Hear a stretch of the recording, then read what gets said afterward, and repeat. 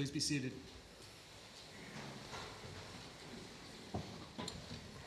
We will hear argument in 24-0573, Paxton and the State of Texas versus Annunciation House. Please the court. Mr. Bash will present argument for appellant. Appellant has reserved 5 minutes for rebuttal. Thank you, Mr. Chief Justice, and may it please the court. Governor Abbott has proclaimed a disaster at the southern border, and he has recognized that NGOs have regrettably worsened that disaster. The main question in this case is what the Attorney General can do about it. About 2 years ago, Governor Abbott requested that General Paxton do something, but the upshot of the district court's opinion and Annunciation House's briefing is that General Paxton is powerless to do anything. That is wrong. I plan to proceed today in 3 parts. First, I will elaborate on 2 of the tools General Paxton has used here, an application for temporary injunction and a quo warranto petition. These tools are well established, backed by decades, if not centuries, of precedent. We also used a 3rd tool here, an administrative subpoena. I don't intend to spend much of my time talking about the subpoena, but I'm happy to take questions on it. Second, I will explain how Annunciation House's own admissions underscore why these tools were appropriately applied here. At a bare minimum, those admissions suffice for the Attorney General to proceed past this very preliminary posture of the quo warranto petition. And third, I will address why Annunciation House's legal defenses fail. Annunciation House is not immunized because of its religion, Texas's statutes are not preempted, and no other defense comes close. Do you disagree that this is religious activity? I think that this is a preliminary posture to even address that decision, Your Honor, and if I may... But if you could just answer that question. It may be, and then there's going to be a question of whether the activity at issue here substantially burdens the religious activity. Well, if it's religious activity, how could it not substantially burden it? I think you want to shut it down. The substantiality would be a big part of that inquiry, and I don't think that there's enough facts in the record here to determine if the burden has been substantial. As for shutting down Annunciation House, RFRA is very specific that it does not preclude the use of any remedy. It does not require us to prove that any remedy is appropriate. But shouldn't it be the least restrictive? Well, that's not what the text of RFRA says. And the text of RFRA does carve out one specific kind of remedy that's not available. You can't shut down a place of worship. Annunciation House does not contend that that provision is applicable here at all. And it says that the rest of remedies, it doesn't touch whatsoever. It governs substantive conduct. It affects our ability to govern substantive conduct. So it may apply, or it does apply, to the alien harboring statute itself. Annunciation House doesn't contend in its brief that that substantive regulation of its conduct is excused by RFRA. And why wouldn't it be sufficient just to request an injunction that a house no longer provides shelter for those who are not here legally? Well, we certainly are seeking that remedy, Your Honor, but the quo warranto remedy is relevant as well. Indeed, I think it's critical because if all the state is allowed to do is obtain an injunction that says don't do this unlawful act again, there's absolutely no deterrent effect. If organizations know that they can engage in this activity and then the worst that's going to happen is that they get enjoined, nothing stops them from engaging in the activity in the first instance. So you want to deter people or organizations from exercising their religious activity? Not at all, Your Honor. We want to deter organizations from knowingly and deliberately, that's what the record here shows, knowingly and deliberately sheltering illegally present aliens. In fact, Annunciation... So if a citizen encounters a person on the side of the road that's sleeping in the street, and the person says, I crossed the border illegally, and the citizen takes the non-citizen to a local hotel, and they say, innkeeper, would you please provide this person a room? Here's some money to provide it. Has that citizen violated state or federal law? That would present a much harder question, Your Honor. Now, I think that one reason why at least the hotel owner would not have violated state or federal law is it would not have done anything. No. Has the citizen violated state or federal law? It's possible. By paying the innkeeper to put this person who was sleeping in the street in a room. That would present a much harder question. What I can say is that the federal precedent on the materially analogous federal statute may provide that that is, in fact, a crime. The federal precedent goes well beyond the circumstances present here. And I'm happy to, I know the briefing didn't touch on this at length. We did cite a few cases from the Fifth Circuit. I'm happy to discuss more here that penalize much less. Did you take the opposite position in defending a preclearance challenge in federal court in the Fifth Circuit, and that merely providing shelter was not sufficient and not a credible threat to prosecution under the harboring provisions of the penal code. Not at all, Your Honor. And the key distinction in Cruz, there's many distinctions, but one of the most important distinctions is that the organizations there just professed to serve the poor indiscriminately. They provided social services or they were providing lodging indiscriminately. The difference with Annunciation House is that it's doing this purposefully and intentionally, well beyond knowingly. So if an organization like Annunciation House purposes to provide shelter to those who are drug addicted, and they know that in the past they've used illegal drugs, they might be under investigation and subject to prosecution for that, and they say, we're going to provide you shelter, we're going to provide these addicts shelter. Is that facilitating the drug use? I think that will provide a much harder question, Your Honor. There might be other statutes that are implicated in that situation. I don't understand, Your Honor, to be asking about illegal alienage anymore. So I think we're implicating a different range of, a different body of statutes and precedent. One of the key purposes of the alien harboring ban, both state and federal, is to deter the influx of illegal aliens. That's, of course, not an issue at all if you have an American citizen staying somewhere who's got a drug addiction. So I think it just implicates an entirely different set of issues. What about private educational institutions that currently have provide housing, university housing, and hospitals that provide overnight stays to those who need medical care? For people that are not here legally, but that the government has not seen fit to deport and enforce the laws on the books. Are all of those institutions subject to liability for providing basic human needs like food, clothing, and shelter? No, a hospital is under an obligation under federal law to provide those services, so they'd have that defense.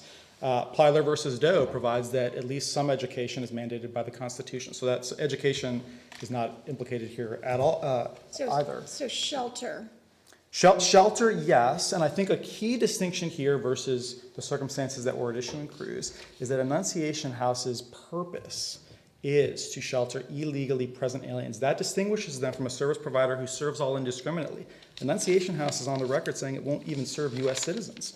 And if I may, Your Honor, I'd like to quote a brief excerpt from a Seventh Circuit opinion that goes at this precise distinction between intentional harboring and maybe unknowing shelter. What's happening here is, and I'm going to quote the Seventh Circuit, nonetheless harboring in an appropriate sense because the illegal status of the alien is inseparable from the decision to provide housing. It is a decision to provide a refuge for an illegal alien because he's an illegal alien. That's United States versus McClellan, 794 F3D 743. Annunciation House provides these services to illegal aliens because they are illegal aliens. And no matter what you think about whether whether we can impose ultimate liability on them for that, we're at the pleading stage here, and surely we can get past the standards to file our quo warranto petition. If I may, Your Honors, I'd like to turn to the tools that we are using here, the application for temporary injunction and the quo warranto petition. I don't think that there's really any dispute that we could seek the temporary injunction here. Annunciation House, in fact, invites this court to impose a temporary injunction as a less restrictive alternative to quo warranto. So I won't spend too much of my time on that if there aren't questions. But Annunciation House does have a lot more to say about quo warranto, and quo warranto actions have long been available to terminate the charter of any corporation that systemically violates the criminal law. That's because corporate charters may be terminated whenever a corporation exercises power not granted by law, and it is axiomatic that no corporation has power to engage in criminal acts. So I think I think it's important to establish at the outset these tools are appropriately invoked here, and then the question is whether... Isn't it actually to prevent the abuse of corporate power? Well, whenever a corporation uses its corporate status to systemically engage in criminal acts, I think it is abusing its corporate So you're power. thinking, so it's your allegation that this particular entity is abusing its corporate power by seeking to house those who are not here legally? If it's violating the harboring prohibition, and we believe the undisputed admissions here show it is, at a bare minimum we've pled it, then yes, it's abusing its corporate power. It cannot violate the criminal laws using its corporate status. Even when it's in pursuit of its own right to exercise its religious activity? Well, that goes to whether RFRA is a valid defense for this particular organization. There are a lot of NGOs at the border, so this implicates a host of issues not exclusive to Annunciation House. Many of those organizations won't have this RFRA defense. But if we're just talking about Annunciation and its invocation of RFRA here, the simplest thing that this court can do if it does not accept our argument on remedy, that remedies are just not swept in by RFRA, the simplest thing that this court can do is just send it back, remand it for more development of the record on how this is substantially burdening their religion. RFRA is an affirmative defense, and we are just at the pleading stage on the quo warranto petition. And I think that the substantial burden of the religion, it's not entirely obvious what it is, how substantial it is. We don't dispute the sincerity of their religious beliefs, but it's not clear how the alien harboring ban substantially burdens those beliefs. For example, if it's an exercise of their religion to be serving the needy, clothing the poor, that's what their brief says, well, they can do that for U.S. citizens. They can do that for legally present aliens. All the alien harboring ban says is you can't do that for illegally present aliens. So I think the burden would be very minor, if anything at all. Do you agree there's no duty to report suspected illegal entry? In other words, if you're not a government organization, if you encounter someone who you suspect entered the country illegally, does an average ordinary citizen have an obligation to report that to the federal government or the state government? Certainly not. The alien harboring ban does not stand for that proposition. So what conduct did your pleading say that this group, this organization engaged in, beyond not reporting suspected illegal aliens that it was providing shelter for? Certainly, Your Honor. There's three categories of conduct here, each of which independently gives rise to the alien harboring violation. The federal precedent would show that crystal clear. The first category of conduct is that an Annunciation House knowingly and purposefully, this is what I was getting at before, shelters illegal aliens because they are illegal aliens. Their undisputed admissions say they boast about how they help aliens who crossed illegally with help from a coyote. They say doing this is the quote-unquote most important part of their mission. This is knowing and intentional assistance to illegally present aliens. It satisfies the federal precedent on the federal statute. But if you don't agree with us on that, there's two other categories of conduct here. The second category is that Annunciation House takes active measures to hamper law enforcement, again for the express purpose of assisting its illegally present alien guests. They know aliens staying there would quote-unquote be deported if they presented themselves to law enforcement, but Annunciation House does not allow law enforcement to enter, ostensibly under the premise that doing so would frighten the illegally present guests. Has law enforcement approached and demanded entry to prosecute or arrest an individual inside Annunciation House and been refused that request? Well, there's a few examples from the record just here. The first is a notorious example in the Barraza case that's cited in our briefing, where an alien was exiting Annunciation House. He engaged in a skirmish with the police. He ultimately got shot. The police sought to enter Annunciation House afterwards. Annunciation House said no, after one of its guests got shot. So that's one. Two, in this case... But did they get a warrant? Not to my knowledge in that case. Was he apprehended? The alien? Yes. The alien was shot in that case, outside of Annunciation House. Correct, but eventually, what happened? So to my knowledge, law enforcement never entered Annunciation House in that case. Annunciation House denied them entry because they didn't have a warrant. But I think this is a critical point here, is that Annunciation House never allows law enforcement to enter without a warrant, and the Cantu decision out of the Fifth Circuit, which we discussed in our briefs, discusses how that can give rise to a harboring violation. And in Cantu, you're just talking about an employer who happens to employ some illegally present aliens. Law enforcement shows up. He says, you can't enter my place of business without a warrant. That gives the aliens time to run or hide or whatever. And the Fifth Circuit upholds a harboring conviction for that. Here, we're not talking about an employer. We're talking about an institution whose purpose, avowed purpose, is to help illegally present aliens. The record in this case, Annunciation House's deponent admitted under oath that after the Attorney General's agents came with a subpoena for documents, she told those aliens that Annunciation House was going to continue protecting them. That's her words. At a bare minimum, this suffices under the pleading standard to file our quo warranto petition. It's hard to imagine how we could get more facts at the pleading stage to show alien harboring. There's one more category of conduct that I would like to emphasize in my remaining time, Your Honor, and that's the Annunciation House's conduct after this litigation commenced. After the subpoena was served, Annunciation House told its guests it was going to protect them, and it did that by interposing frivolous objections to that document demand. For example, it alleged that it had a religious freedom objection to producing documents, but when it was questioned under oath, Annunciation House's executive director admitted he has no religious objection to producing documents. They interposed frivolous objections to the subpoena for the avowed purpose of protecting their alien guests. I see It them would out of... seem like the remedy there then would be to go ahead and continue with the request that you're entitled to receive. I see that I'm out of time, Your Honors. May I answer the question? You may. Well, the district court declared our statute under which we were proceeding facially Right, unconstitutional. did not agree that they were frivolous, but leaving that aside, wouldn't the answer be to stand on your right to obtain records? We don't think that the records dispute is critical anymore because we think that the undisputed admissions show alien harboring, but at a bare minimum, we've pled enough for quo on, so we can engage in discovery under the rules of civil procedure to obtain those documents. Any further questions? Thank you, Mr. Bash. We'll hear from the appellee. May it please the court? Ms. Bohr will present argument for the appellee. Ms. Kiernan will present argument for the amicus. Ms. Bohr will open with the first 15 minutes. Good morning. May it please the court.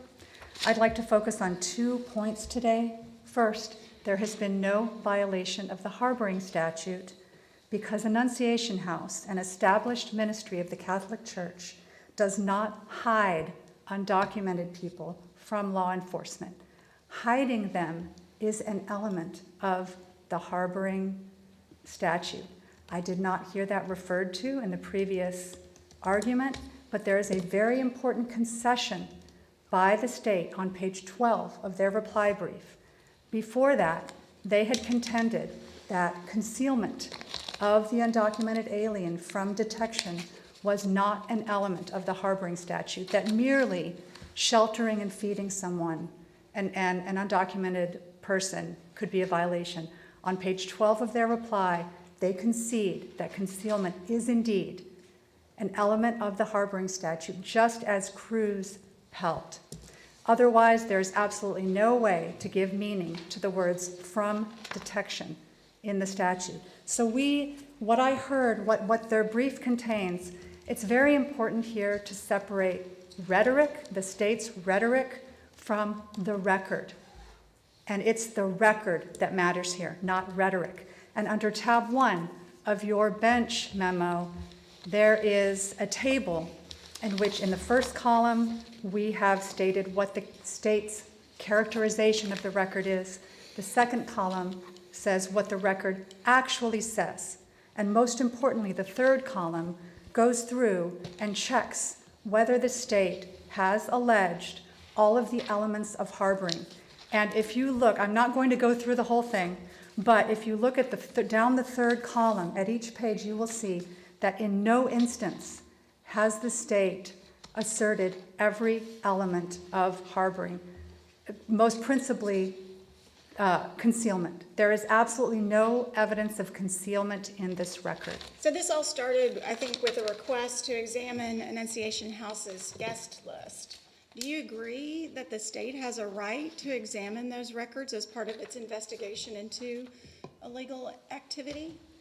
No, Your Honor, because the whole scheme is invalid facially under the First Amendment, the whole subpoena scheme that the AG was operating under. Now, we did give over some records as we had a chance to evaluate them, to look at them. What is your specific basis for keeping the state from examining your guest records?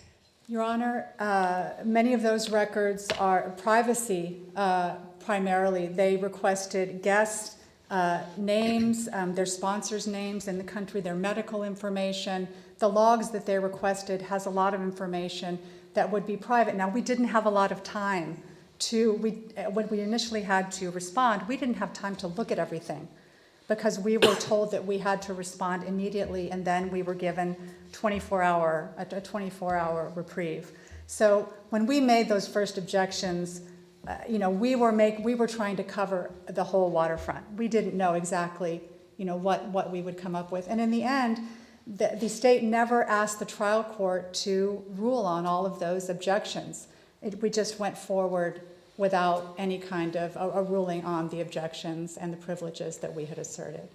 So, Why isn't preventing that guest list to the state not a form of concealment?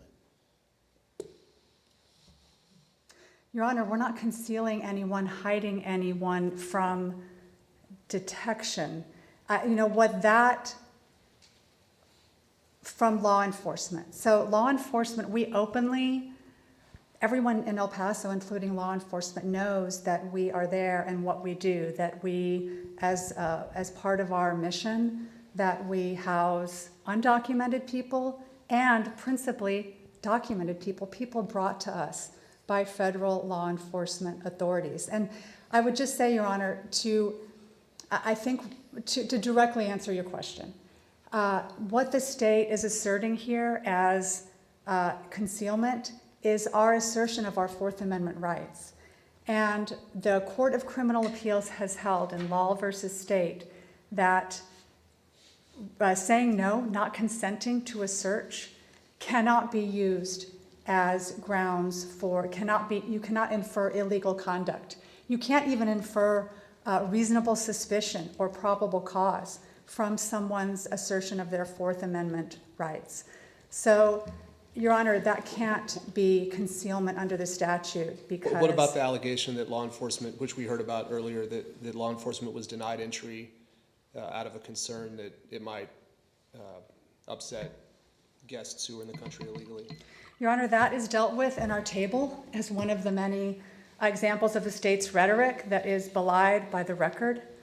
Our director never said that not frightening the guests was its reason for denying consent to search. What he said was, for the same reason that I wouldn't allow the police to just come into my house without a warrant. It's my Fourth Amendment rights. That only came up, that frightening the guests, because the state asked him, well, if you were to allow law enforcement in without a warrant, would it scare your guests? And he said, well, it might. So that he never said that was his reason. So all of this rhetoric is debunked in this table, and I urge you to study it. I heard the state indicate that this facility only houses undocumented persons. And is that correct? No, Your Honor. And it's clear in the record that most of the people we house are documented.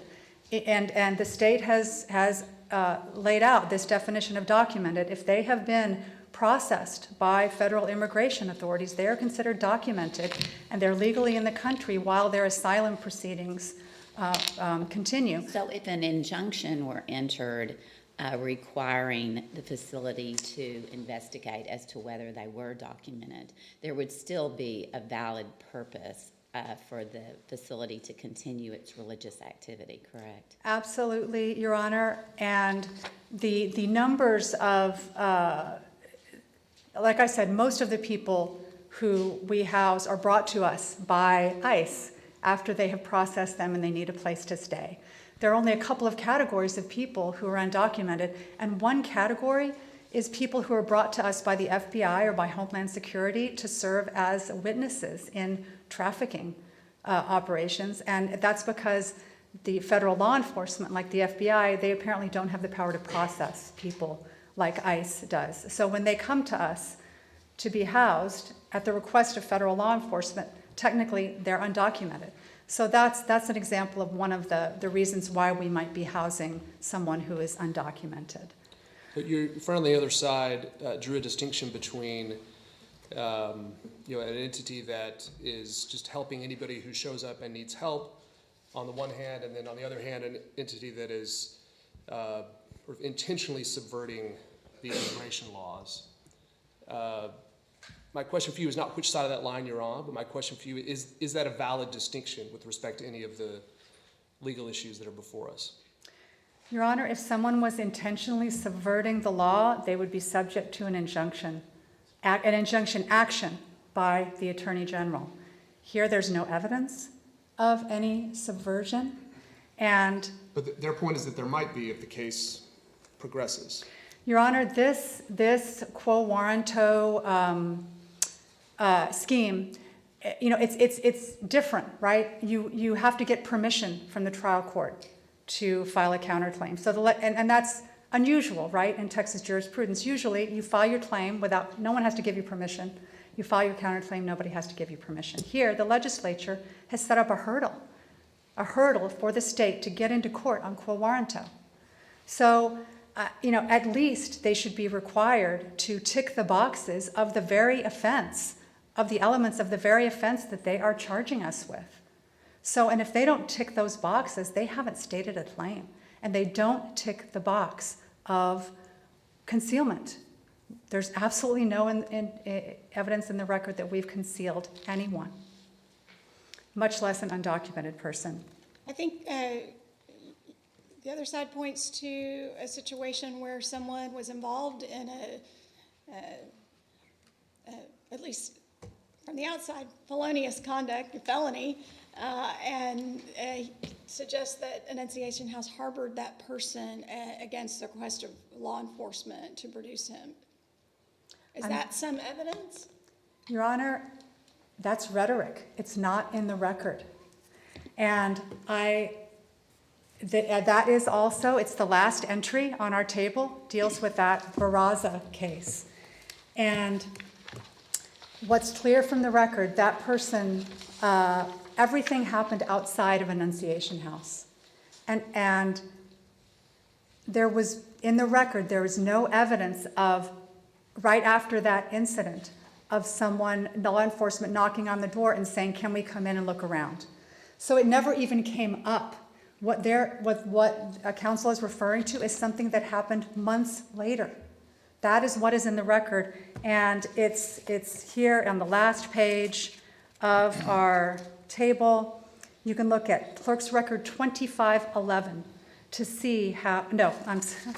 Do you agree, like the days of sanctuary from long, long ago, where somebody can, murder somebody in the street and then seek refuge in a church? You agree the church can't provide that kind of refuge to a felon who's escaping law enforcement after having committed a crime? Oh, no. And that's a whole different story. That's someone who's committed a crime. That's someone who's a fugitive. Well, so I think their analogy is that you've got people who have illegally entered the country.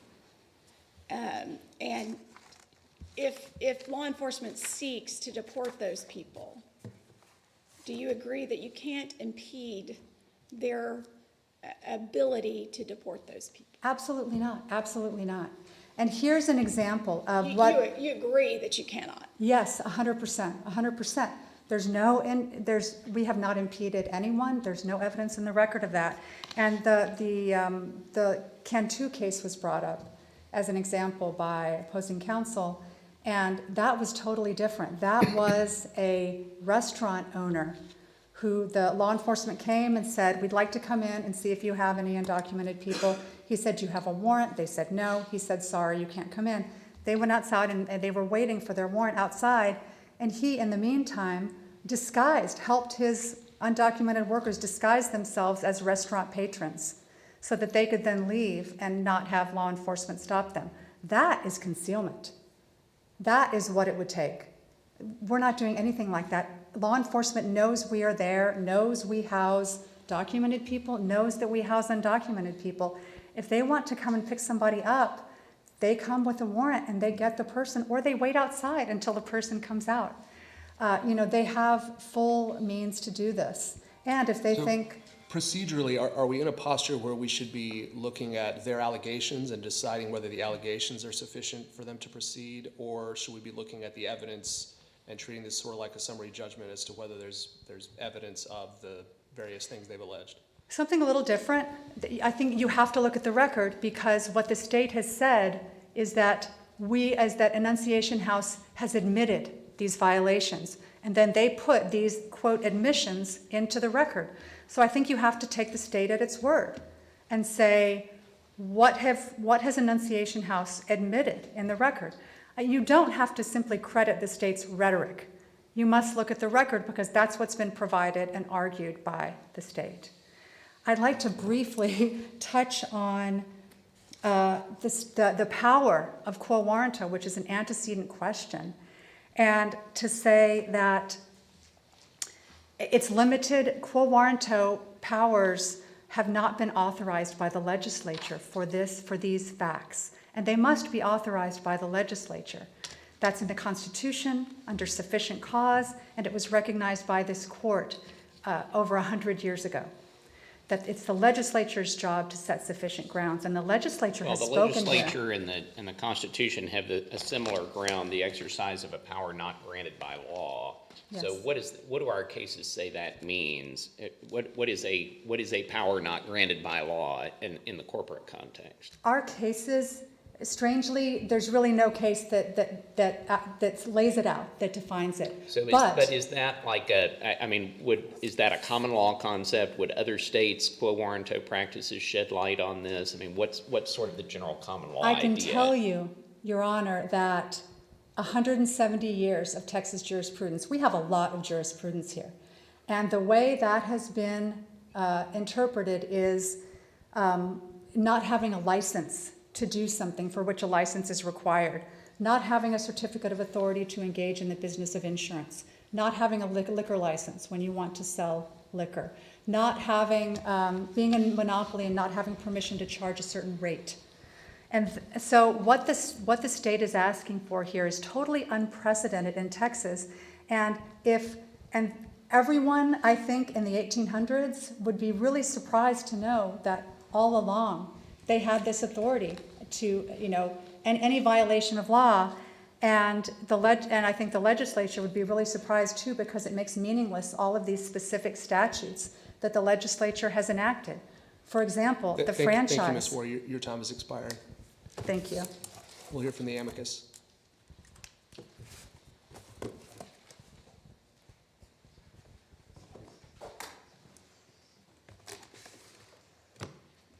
On behalf of First Liberty Institute, good morning, Mr. Chief Justice, and may it please the court. Over 50 years ago, Annunciation House answered the Gospel of Matthew's call to care for the least of these in the service of Christ. The Catholic Church has claimed Annunciation House as one of its own, and Annunciation House's founder testified that its acts of charity are motivated by its Catholic faith. If Texas RFRA protects anything, it protects this religious charity against outright closure. Is the testimony or other evidence specific as to housing of undocumented persons, or is it just caring for people in need in general with regard to the religious purpose? I think it's both, Your Honor. At the temporary injunction hearing and in a deposition of one of Annunciation House's employees, both of which I think it's important to recognize are attached to the state's quo warranto petition. So to the extent there's been concern over what we can and cannot look at, you can look at what is attached to the state's petition, and it attaches the entire TI hearing, which at that hearing, the founder of Annunciation House testified that they are called to serve the least of these, which includes refugees. So yes, at least in this context, yes, it is also to serve the poor, but it is also to serve refugees. And that's really no different than in the Catholic faith. They have different monastic orders devoted to different subsets of the poor serving different charities. So I think the statutory standards is different, but should we anticipate any guidance on this RFRA defense in the Catholic Charities versus Wisconsin case that the U.S. Supreme Court just granted on Friday? I think you guys cited in your brief, in a footnote, I think the brief of the Department of Labor from Wisconsin. Yes, Your Honor. I think it will.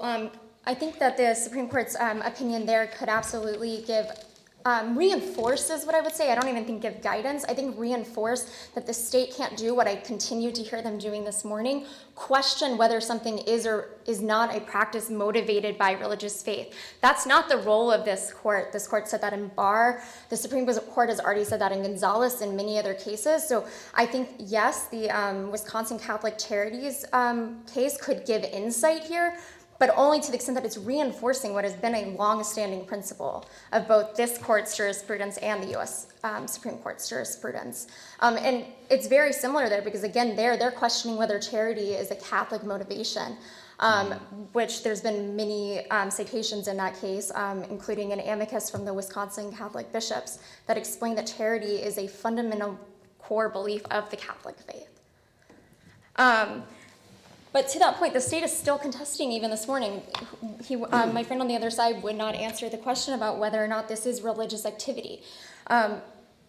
There's, as I said, the evidence is clear. This is activity motivated by their Catholic faith, and that is what Texas RFRA requires. It protects any practice motivated by a religious belief. So Texas RFRA's protections apply, and it bars this action.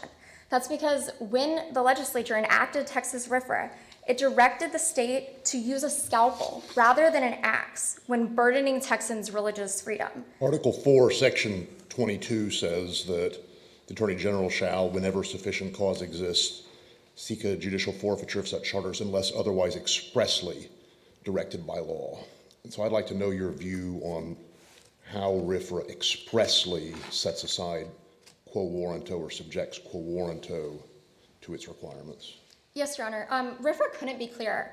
It says that the government, quote, may not substantially burden a person's free exercise of religion. And terminating a religious charity's corporate charter absolutely is a burden on that exercise. So I guess what I'm getting at is it seems to me that there's at least an argument that the Constitution itself imposes a clear statement rule for quo warranto in particular. And so a general statement that applies to all government conduct wouldn't satisfy a clear statement rule that requires express and specific reference to and setting aside of quo warranto. And I don't see that in RFRA, which makes me wonder, do we just need another legislative statement that would direct that quo warranto, it's the legislature's authority under Section 22 to tell us one way or the other. But if this reading that I'm advancing, and I'm not saying I'm agreeing with my own statement, I'm just asking, if that's right though, how is it that RFRA already reaches quo warranto? Why isn't the default that it wouldn't until we get a clear statement? I see I'm about to run out of time, Your Honor. May I answer the question? Thank you. I believe also you can go back up to Section 110.002, which is very clear. It applies to every law, ordinance, exercise of governmental authority. It captures every type of governmental exercise. The Constitution is a law. The state agrees on page 36 of its brief that the authority it's exercising is the quo warranto constitutional authority. So I do think it is a very clear statement that it applies to the Texas Constitution. And later on in Texas RFRA, where the state wanted to make sure it didn't apply to the Texas Constitution, it actually expressly accepted those sections of the Texas Constitution. So I think together that all shows that what the state was doing with RFRA was making sure to restore the pre-Smith balance for all state actors and all state actions. Any further questions? Thank you, Ms. Kiernan. And I neglected to ask the court if there are any further questions for the Appellee's Counsel, Ms. Moore. Thank you. Mr. Bash, you have 5 minutes. Thank you, Mr. Chief Justice. So what about these people that ICE and the FBI are bringing to Annunciation House? Is that are they violating state law by taking them in? So there's nothing in the record that describes the class of illegally present aliens that Annunciation House takes. What we do know is that Annunciation House's executive director admitted the most important part of its mission is to help those who are not legally present, but those who are illegally present.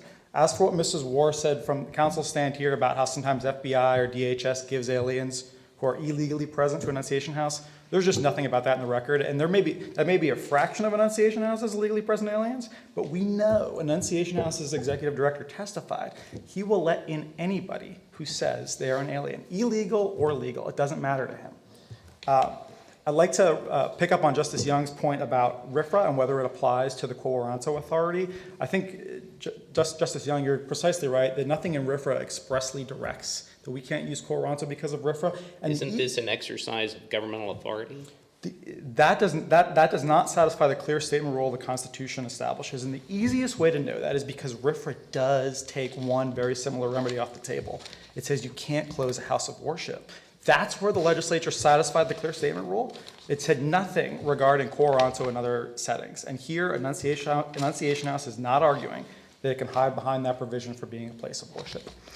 One more point about RFRA. I think the goalposts have moved a little bit throughout this case insofar as their briefing here at the court suggests RFRA is a defense to the specific remedy of quo warranto. not that RFRA is a defense to alien harboring in the abstract. And I think that's an important distinction. I think the reason they didn't argue that RFRA is a defense to harboring is because all of the federal case law that's addressed this under the federal statute says no, it's not a defense to harboring. Maybe that's because there's no substantial burden. Maybe that's because the compelling interest test is satisfied.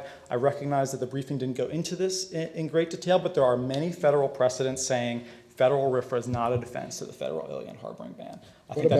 What about her merits argument about concealment and her chart?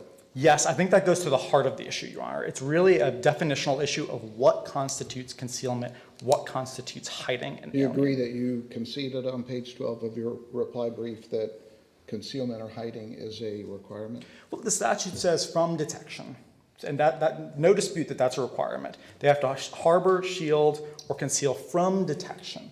But those three verbs, the federal courts that have addressed the federal statute have recognized this. Those three different verbs need to each be given independent content. And when you're talking about three different verbs that are given independent content, you're sweeping in a lot of conduct. So you can harbor without concealing?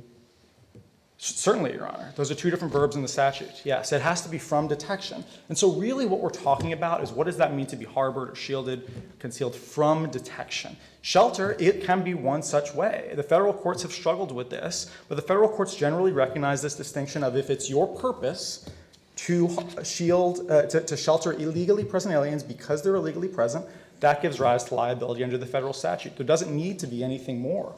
Here, there's a lot more because Annunciation House is open about how adverse it is to law enforcement. It interposed frivolous objections to our subpoena. I heard my friend on the other side say, we just gathered up whatever defenses we could at the outset. We didn't have any time to figure out what were the right defenses, what were the wrong ones. No, that's not true. If you look at the deposition testimony of its House director. I would agree that a person isn't guilty of a criminal offense of harboring or concealing merely by exercising their right to object to a subpoena.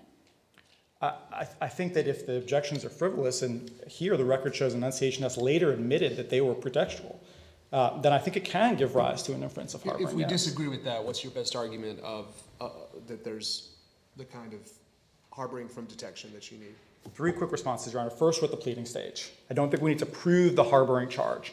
There's a lot of federal precedent affirming criminal convictions, much higher standard, on facts similar to or less than this. So that's one. Two, the intentional, purposeful provision of aid to illegally present aliens because they're illegally present. That gives rise to a harboring violation. And three, it's this antagonistic treatment of law enforcement, refusing to allow law enforcement to enter without a warrant, for example. Business establishments are very different than a person's private home. A shopping mall, for example, can't tell law enforcement you can't come in. And is there any evidence that a warrant was ever presented?